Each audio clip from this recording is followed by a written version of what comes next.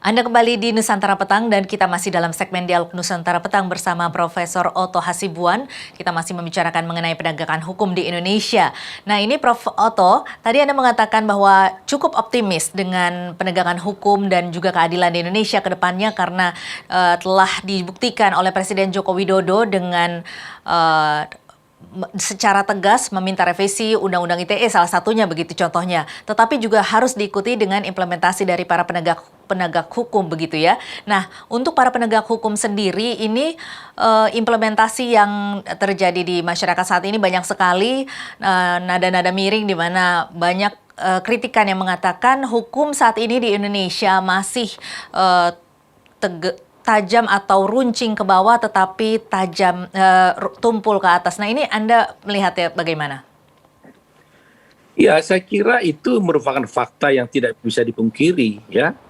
Ya, kita merasakan itu sendiri. Saya sudah katakan tadi, jangankan masyarakat, kami aja para advokat yang tugasnya melakukan pembelaan hukum di pengadilan, orang-orang yang berpendidikan, orang-orang pintar, bisa merasakan dan tidak mampu berbuat apa-apa.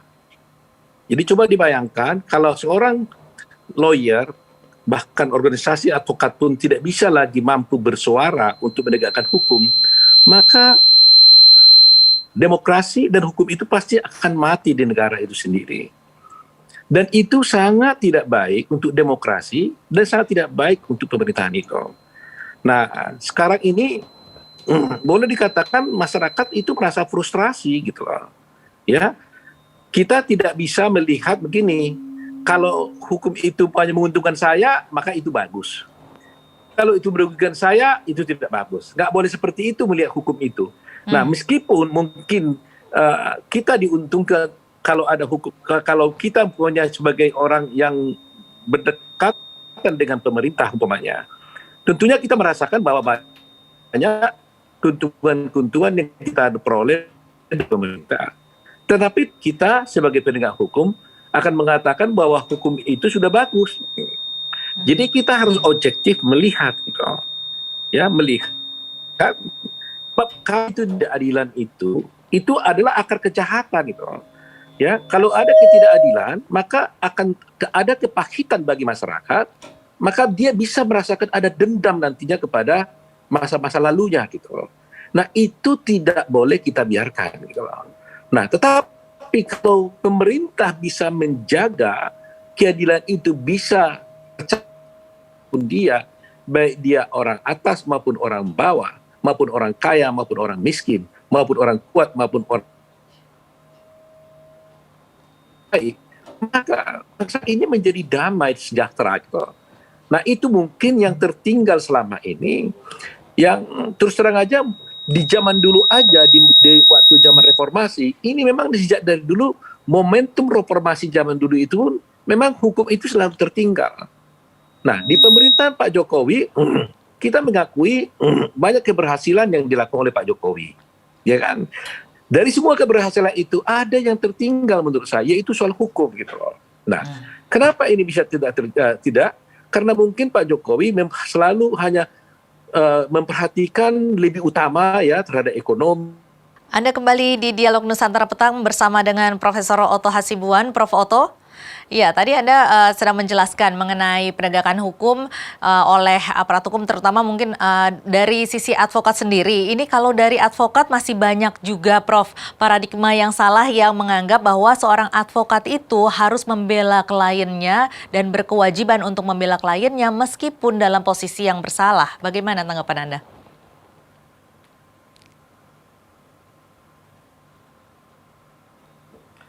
Sekali masyarakat salah memahami tentang peranan dan fungsi daripada advokat itu sendiri.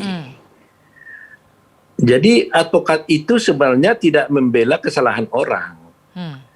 Kita tidak membela orang yang bersalah, tapi kita yang membela adalah yang dituduh melakukan kesalahan, yang mana harus dibuktikan dulu di pengadilan apakah itu benar atau tidak.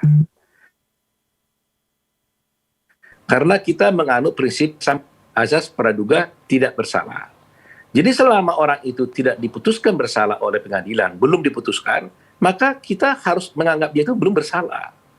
Nah, yang kita bela itu adalah bukanlah kepentingan hukum daripada orang itu.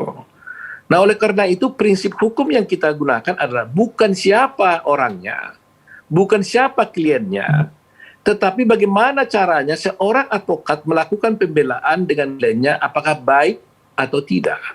Jadi cara advokat membela klien itulah yang menjadi soal, bukan siapa kliennya. Mau dia pembunuh, mau dia dituduh koruptor, itu bukan jadi soal bagi seorang advokat. Karena kami ini advokat ini memang perannya itulah memang mengimbangi peran daripada penegak hukum yang lain yaitu jaksa dan polisi agar peradilan itu bisa berjalan secara jujur dan adil. Jadi kami mewakili kepentingan masyarakat yang menjadi tertuduh atau terdakwa atau tersangka, sedangkan negara mewakili kepentingan masyarakat sebagai orang yang melapor. Jadi harus ada keseimbangan di antara yang itu. Baik. Ya, kalau advokatnya tidak ada akan tidak mungkin tercapai keadilan. Jadi demi tercapainya peradilan yang jujur dan baik, maka diperlukan peranan advokat yang baik pula gitu loh. Jadi daripada advokat di dalam pembelaan ini. Bukan banyak orang salah dibela-bela, bukan begitu. Betul. Baik, Prof. Selama dikatakan bersalah oleh pengadilan, maka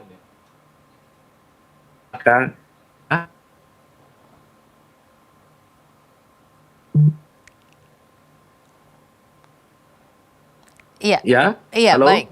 Iya, baik, Prof. Iya. Kedengaran? Iya, kedengaran, Prof. Terakhir, Prof, ini memang hukum ini harus terus ditegakkan dan juga keadilan di Indonesia ini harus terus diperhatikan begitu ya. Nah, menurut Anda apa dampaknya terhadap kekuatan dan juga kesehatan demokrasi di Indonesia jika hukum dibiarkan dalam kondisi yang buruk?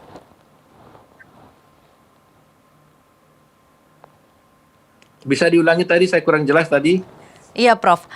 Jadi Bisa memang diulangi apa pertanyaannya? iya, penegakan hukum dan keadilan ini memang penting sekali diperhatikan di Indonesia. Apa dampaknya terhadap kesehatan dan kekuatan demokrasi di Indonesia jika hukum dibiarkan dalam kondisi yang buruk?